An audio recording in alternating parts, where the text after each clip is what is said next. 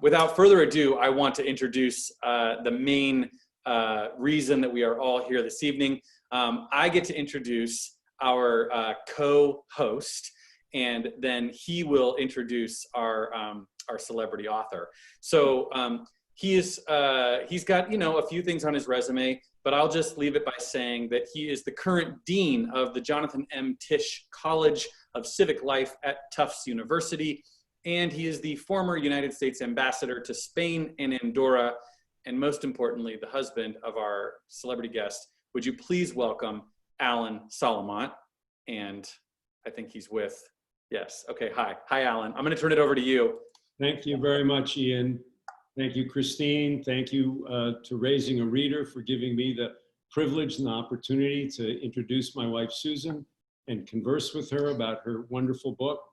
Let me just say a few words by way of introduction. Susan's professional career was spent in the field and is spent in the field of philanthropy. She provides strategic advice to corporations, individuals, foundations about how to maximize the impact of their philanthropy. She's also the proud mom to our 2 grown daughters.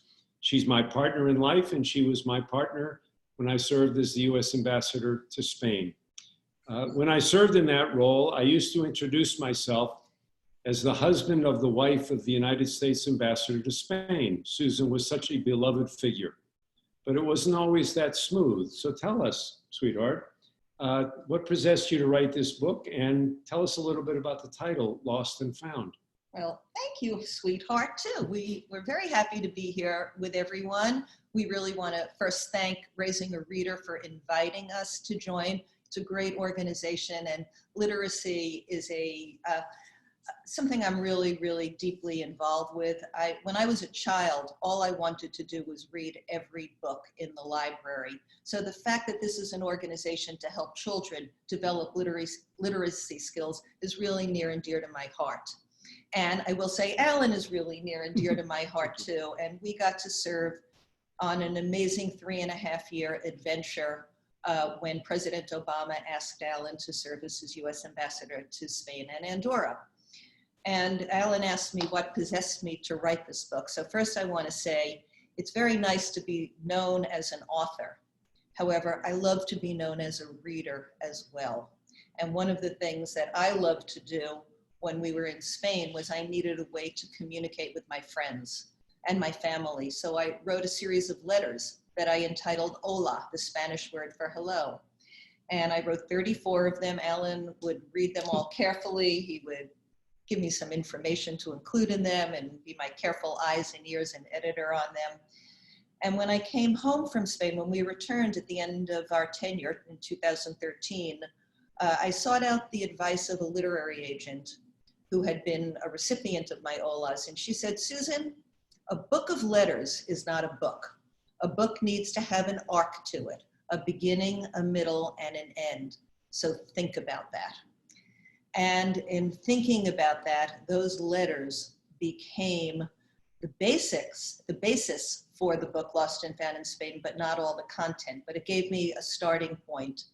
And to delve a little deeper into it, the starting point had to do with being lost when we first arrived and being found along the way. And when I say being lost, it was because Alan had this huge role, enormous shoes to fill. He, as being the US ambassador, a president's main liaison between one country and another, the equivalent of a 4-star general with a staff of over 200 people and an embassy to run and relationships. And I had to stand there and just really look at him lovingly and smile. I was lost. Not that I don't love him, but I was lost without having my professional work, without having my family, without having my friends near. And I had to struggle to find my way, to find a role for myself, hence the found. And I'll get a little bit more into it, but let me let Alan ask me some more questions because it's fun for him to do this with me. That is true. So tell us, what was it like representing President Obama and the American people as a diplomat in Spain, and what surprised you the most and what gave you the most satisfaction?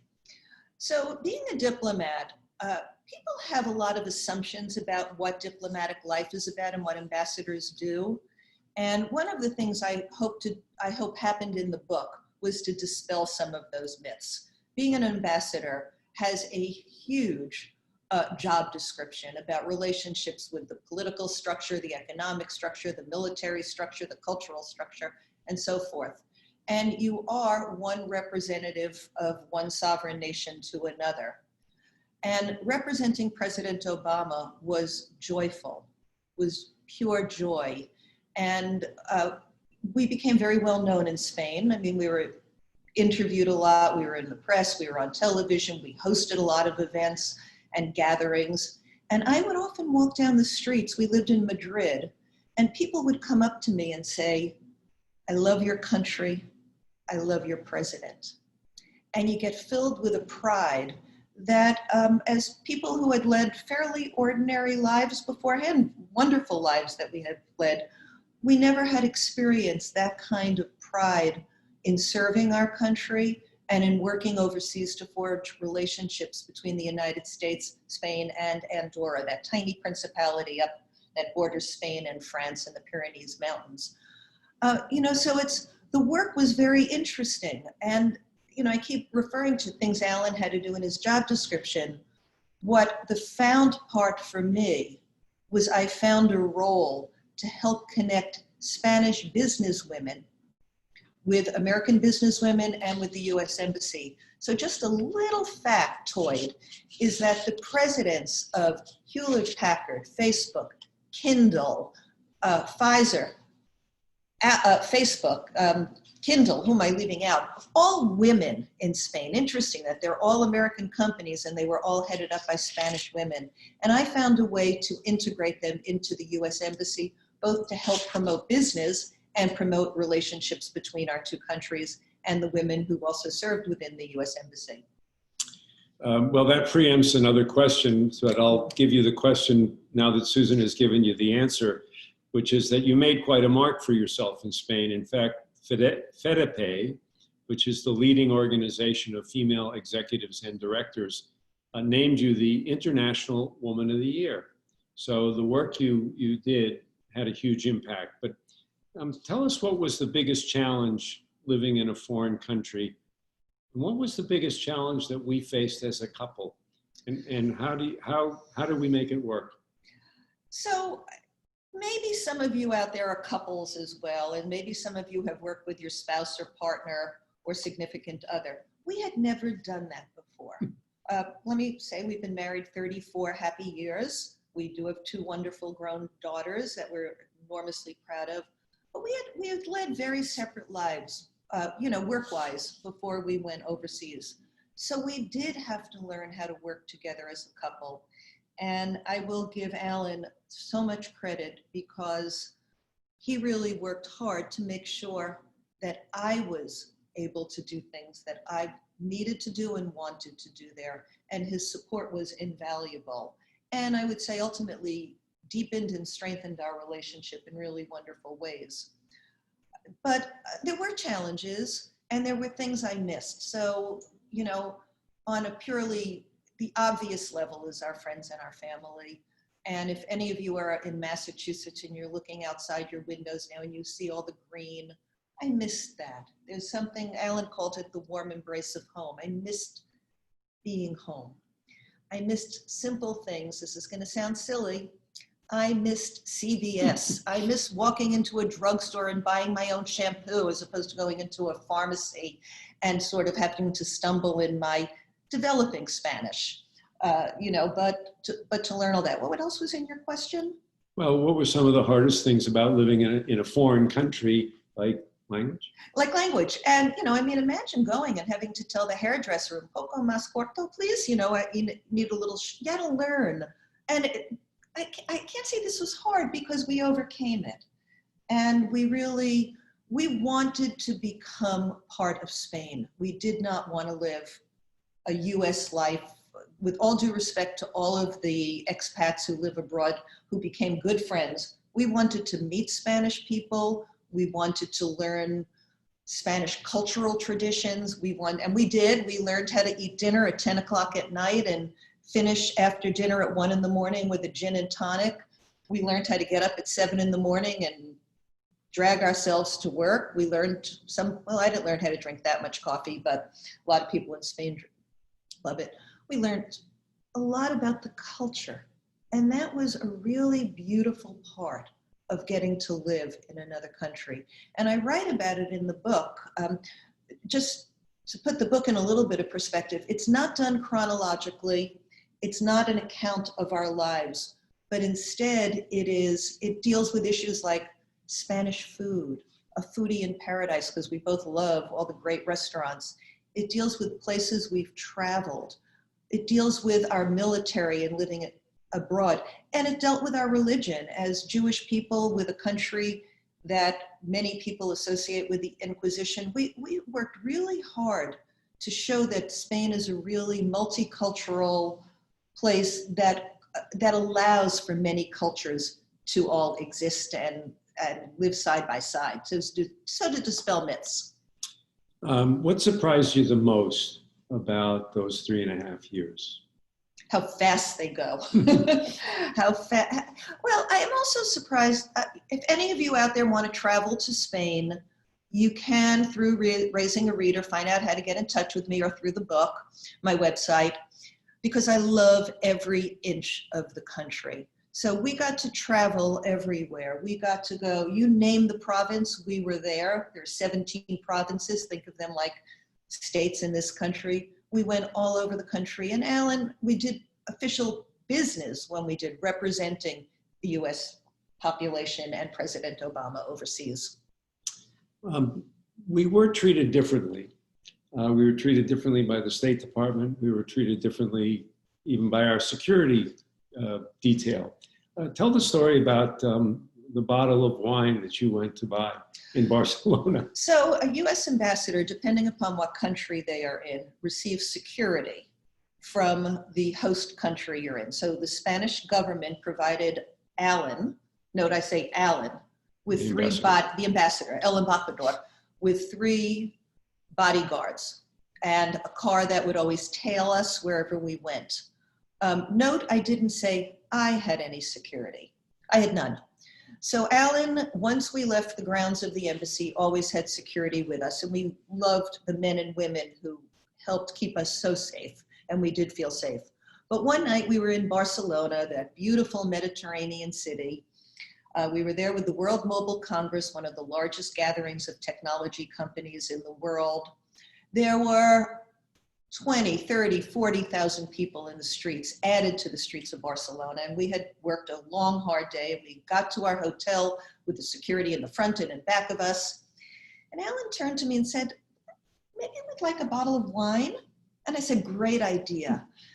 He said, do you mind if I go upstairs? I'm really exhausted. I said, no, there's a wine store 2 blocks away. I'll just walk over. He walked into the hotel with his security guards, and I walked out into the streets of Barcelona on my own. Now, I will say I felt very safe, but there was something kind of ironic, different. Like, he gets all this protection, but I don't. So, somebody could have done something to me, which thankfully nobody ever did. And I did feel very, very safe all the time. We also once, I'll tell one little story. We once had a fight with our security team around us. I write about it in the book. And, I had dark glasses on because I was crying, and we're like, getting it out in the streets. And there's the security team walking like there's nothing going on. So they were very discreet. They kept us safe. And they were more reasons why we fell in love with people in Spain, because they were terrific. One of the things we shared is what we used to call pinch me moments. So you said earlier we were sort of 2 ordinary folks who would lead blessed lives, but we really got to have an extraordinary experience. And it was highlighted by these moments that we called pinch me moments. Tell us about one of your pinch me moments. Well, later on in this webcast, you will get to see some photos of some of my pinch me moments. One of them was during the Holy Week celebration, Semana Santa in Spain. It's the week between, Palm Sunday and Easter Sunday, and Spain basically closes down, and there are all these events that take place. Some are somber, some are joyful. And we got to go to one with some Spanish friends of ours where they said, our friend Antonio will help show you around and will help describe some of what happens during a Semana Santa. And we get to the town of Malaga, which is also where Picasso is from. And our friend Javier's friend, Antonio, comes to meet us. And lo and behold, it's Antonio Banderas, who got to stand next to me, come closer, hon, like this, whispering in my ear. He's shorter. He's a little shorter. He's very handsome too, though. And Antonio Banderas told me all about Semana Santa, singing in my ear, telling me stories about being a boy growing up in Malaga and what it's like now to be Antonio Banderas. You know, it's a pinch me moment because yes, he's famous and handsome and a celebrity and all that, but our pinch me moments, the real ones, were things like our July 4th celebrations, when we'd have 3,000 people on the embassy grounds to celebrate the United States. And to realize, one, we knew 3,000 people, and that 3,000 people knew us. But two, you had the Marines present the colors and the Star-Spangled Banner. Those were pinch me moments that we don't get to experience in this wonderful life we get to lead. But to represent the country and have all those kind of honors put upon you were really moments that we savored. And those are things that I put in the book to help give a flavor for what diplomatic life was like there. One thing I'm not sure is in the book, but what was it like coming back? We came back 7 years ago next Sunday, I think. The 28th. Yeah, what was it like coming back after that extraordinary experience? So we spent 3.5 years being on 24/7. You know, and I will say again, Alan worked as hard as anyone could. And I worked hard too. And we were with people a lot. We were entertaining, we were entertained. We would be on touring museums and cultural sites or going to business openings or, you know, anything, a real panoply of activities that we were part of. And when we came home, we just wanted to sink into our life. We wore baseball caps when we went to the supermarket. Those were in days when you didn't need to wear masks to the supermarket. We didn't want to be around people. We wanted a few close friends around us, but we wanted to gently ease into life. And actually, Alan and I wanted different things as well. Alan came back to be the dean of the Tisch College of Civic Life at Tufts University, which is very near and dear to his heart, the whole mission of civic education and developing young people to really be active citizens in our democracies all over the world. For me, I wanted a whiteboard that I could erase clean and really thoughtfully put back things that I wanted back in my life. I did not want to go back to doing everything I did before, which, you know, my TPI, the philanthropic initiative work, is still important to me and I still do it. I'm on the board of the Berklee College of Music, but I did not want to do a lot of activities. I wanted to have some balance in life and I wanted to be very, very thoughtful about what I put back on. Since we're celebrating readers and reading and raising a reader, you are among the most voracious readers I know. Tell us how that started for you and tell us about the books that you read and the books that you read when we were in Spain. Oh my, I am a voracious reader, and to all you readers out there, I welcome any book selection. I read everything. I read nonfiction and fiction. I read current books. I read old books. I did just finish reading American Dirt, which I thought was really phenomenal. I just read The Vanishing Half, a new book by Britt Brennan. That was quite good. And I could read anything and everything. And when we were in Spain, I didn't have a lot of time, except when we'd take a lot of train rides and plane rides. I could read. I was very interested in the history of Spain And I love all these historical fiction books. As a matter of fact, one of the Carlos Ruiz Zafran, one of the best Spanish authors, just passed away this week. Spain actually has a literacy day. There's a day when they honor authors, and people walk around wearing carnations and talk about books, and there are booksellers in the streets. So books are very, very prominent in Spain. And we were talking about this earlier today. One of the things that Alan and I did while we were there is, we were ceremonial in a lot of our activities, and we would have to bring a gift. And whenever we brought gifts, we'd almost always bring books. And if we knew people had children, we'd bring them children's books. We'd bring them Miss Rumphius or Ferdinand the Bull or I'll Love You Forever. We bring all of our kids' favorite books with us.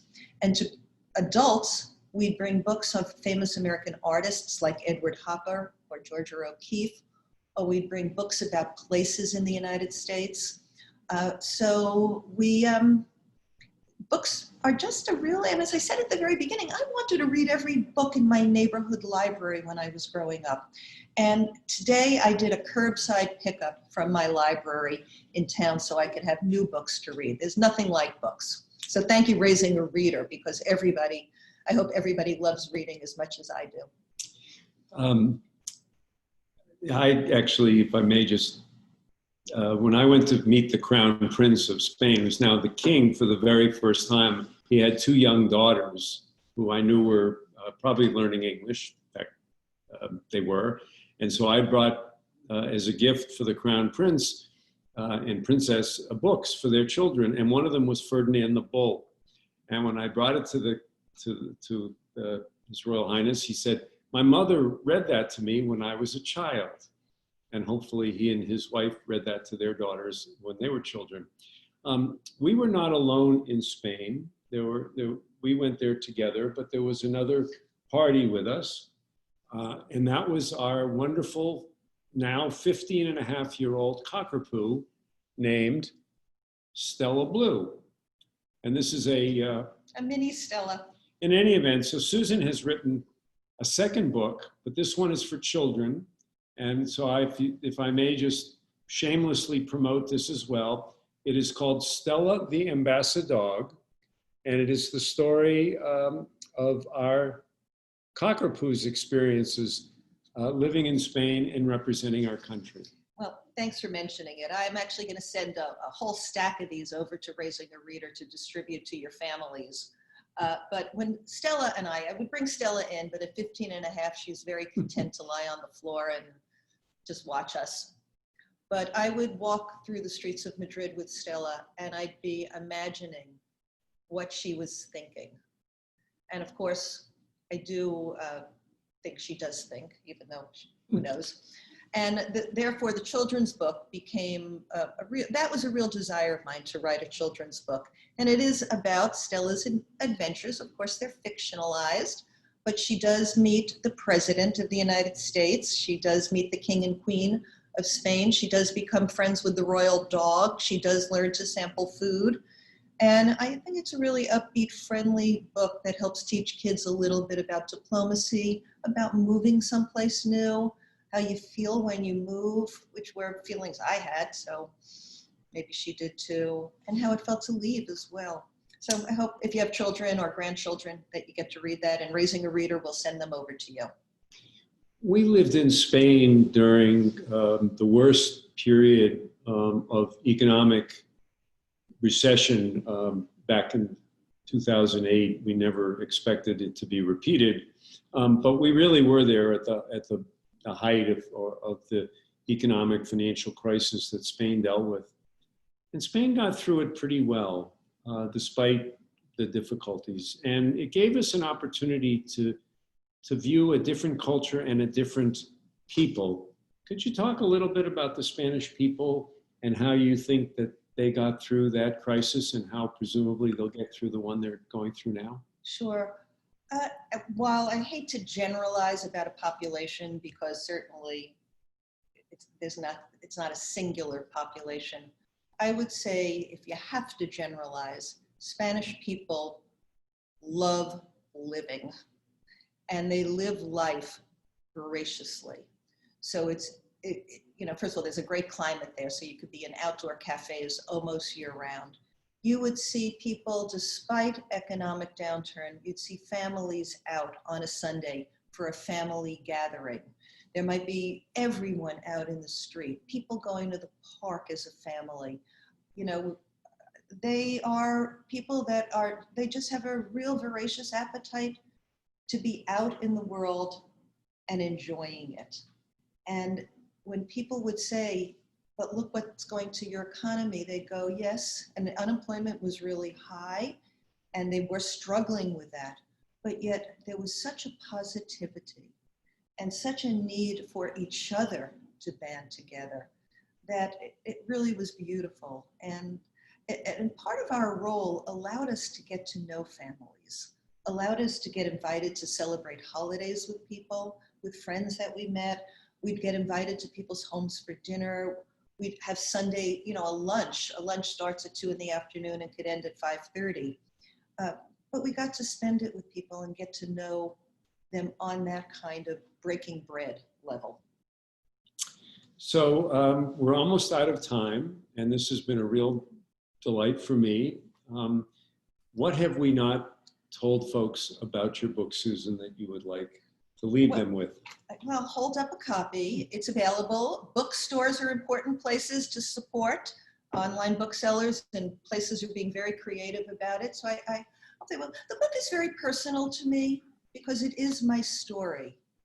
And I had to dig deep in a lot of ways that I don't usually share that openly. So I hope I hope for those that read it, you all enjoy it. I'd love to, put comments on Facebook or on Instagram, or I have a web page that you can go to.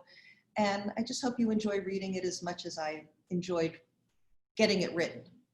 Do I have time to take one question from the audience? Yes, but I don't want to forget, because Susan did mention that we might get to see some of these photos. But if you'll take a question and then maybe we can show the photos. It's about book clubs, and whether you're a member of an online or an in-person book club here in Massachusetts or in Spain. And actually, I can say you've spoken to a lot of book clubs. Yep. Tell us a little bit about how that reinforces the love of reading. Well, I was part of a book club in Spain, which was really important to me because we know how you make friends with your book group. So it was a way for me to make friends. I am part of a book group here as well. And being online on Zoom is just as easy as being in person. And for anyone who does have book clubs, I do speak to them. I just did one last week with a group of 12 women. I did one with a joint book group out of New Hampshire. So able to do that. But Ian, you did mention that I was going to, I did prepare a little bit of a slideshow for everybody, if you have time to show it. We do. We want to. And I'll just I might speak a little bit during it, and Ellen might as well. There's music. The music is also one of my favorite books, The Wizard of Oz. So the song is Somewhere Over the Rainbow, because we refer to our life as living over the rainbow. We were living in Oz. So maybe I'll let you roll it and we'll just jump in from time to time. Okay, here we go.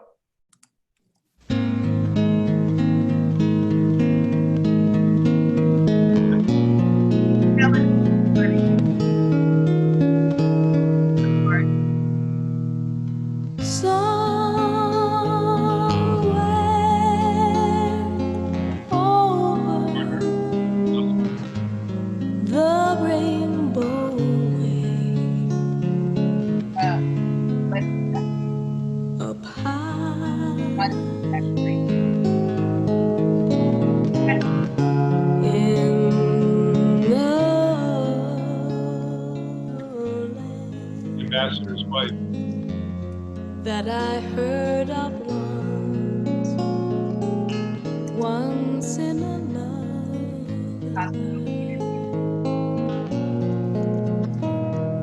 Somewhere over the rainbow skies are blue.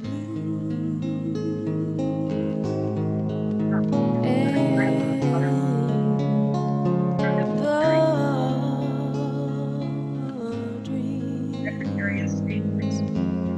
that you did And to Leonard me really do come true. Someday I'll wish upon a star and wake up where the clouds are far behind me.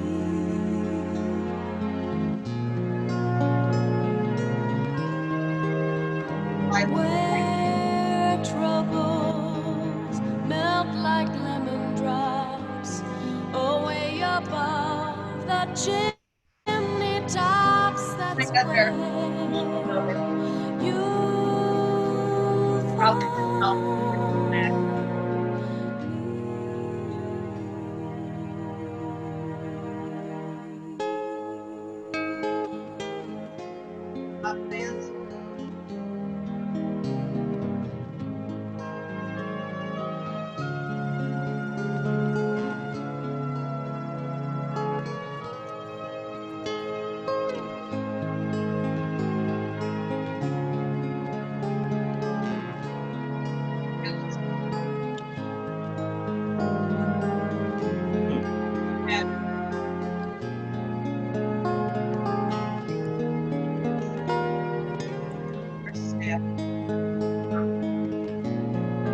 someday I'll wish upon a star and wake up where the clouds are far behind me. Anyway, thank you for watching that. We cry when we see it.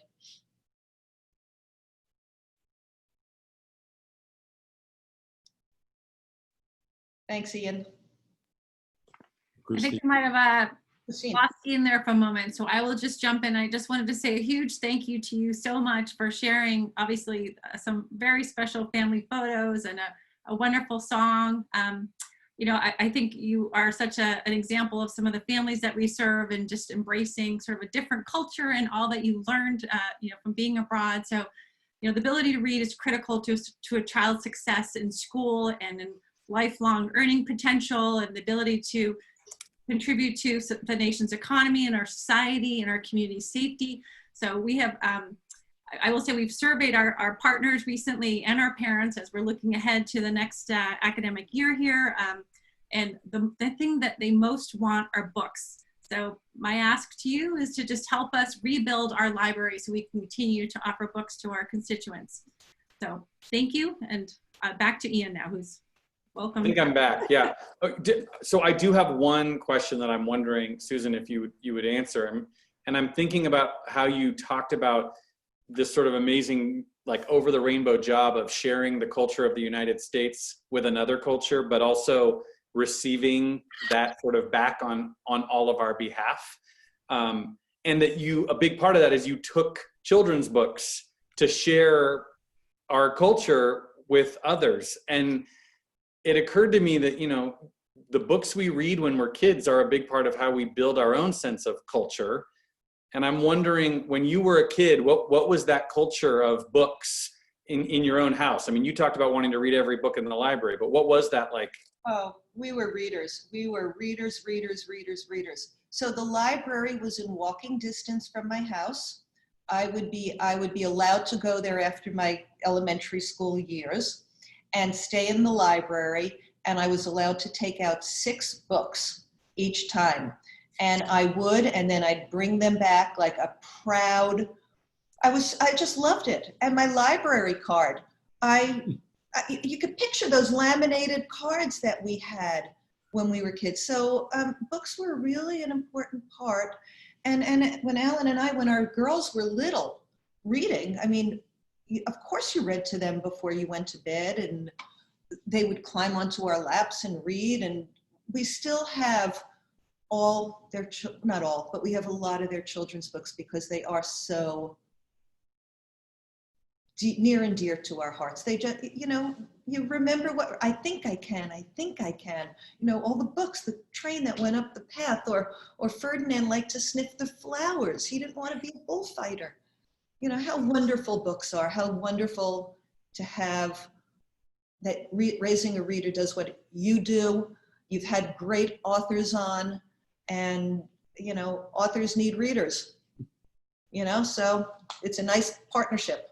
Yeah, well, hey, we're in it with you. We are excited to be your readers. So, you know, thank you. And yeah, I love that idea. I know what you mean about hanging on to those sort of often beat up books that it's like, well, you're not going to get rid of these. Are you kidding? Oh, they're classics. And, you know, I think that there's for children, I mean, there are all these new authors that have come, and then still the authors that were around 20, 30, 40, 50 years ago. So they're timeless. Most are timeless classics. And there's nothing like, I have to say, I'm a book holder. You know, nothing wrong with Kindles or other devices, but give me a book to hold. I love it. Yeah, I know that. I know what you mean. Okay, well, we are now pushing our time, and we have been really trying to be on time. So I do want to just again thank you both so much, and please don't go away, because there's a couple things I want to just remind people. Most importantly is sort of what Christine just talked about, which is, you know, a big part. And actually, Susan, I'm going to actually, what you just said is actually really important, that holding a book, especially when you're a young person, like, you know, 2, 3, 4 years old, you know, we all know that there's studies about screen time and how important it is to hold physical books. Well, right now, having enough physical books to send to all the families that Raising a Reader Massachusetts serves is particularly challenging, because in this time of the coronavirus, we are not receiving back our mobile library books in the same way that we have in the past. So we're having to rebuild our library, and it just takes resources to do that. And so any contribution that you are able to make towards helping with our library and all of our programs. And I also want to point out, because I forgot to mention it at the beginning, we have really wonderful free content on our website that is really great for families. So if you know anybody that could benefit from some really fun, active, engaging literacy, you know, things to do with their kids, please send them to our website. And then I also want to just remind people that we will be gathering next week on Tuesday with Dr. Ronald Ferguson and Tasha Robertson. So we're very excited about our next Live with an Author. And of course, I must mention our annual gala, Dinner with an Author, which will be happening on October 15th. If either or both of you are available, we would particularly love to have you. I don't know, I know you have busy schedules, but you know, little plug can't hurt. We'll invite you for sure. And then the final thing is, I just want to, I'm getting a text message that's telling me that you have already confirmed your attendance at Dinner with an Author, which, Alan, looks like that might have been news to you. However, you are confirmed, so we'll see you there. And here, so this is next week. So please join us with Dr. Ron Ferguson in conversation with Tasha Robertson. We're so excited. Thank you all so much for being here. And I want to invite Christine back one more time, if it's okay. And then we'll be able to thank you all properly. So Christine, did we say all the important things? Yes, I was just gonna sum it up by, because I know that Susan has so graciously agreed to be part of our Dinner with an Author Gala. So much like your wonderful Spain Literacy Day that you shared, this is how we honor our authors at our Dinner with an Author Gala. So thank you for joining us and sharing your time with us. It's truly appreciated. And again, help us build our library to end the literacy opportunity gap. Yeah, thank you. Thank you. Have a wonderful rest of your day. Oh, and then. Oh. That's the dog. I gotta bring Pele, my dog. Yeah. Oh, beautiful. Yeah. Thank you all. Yeah, thank you for being here with Live with an Author. Thank you to the Solomont so much. We're really grateful. Thank you. Yeah. Yeah. Good night.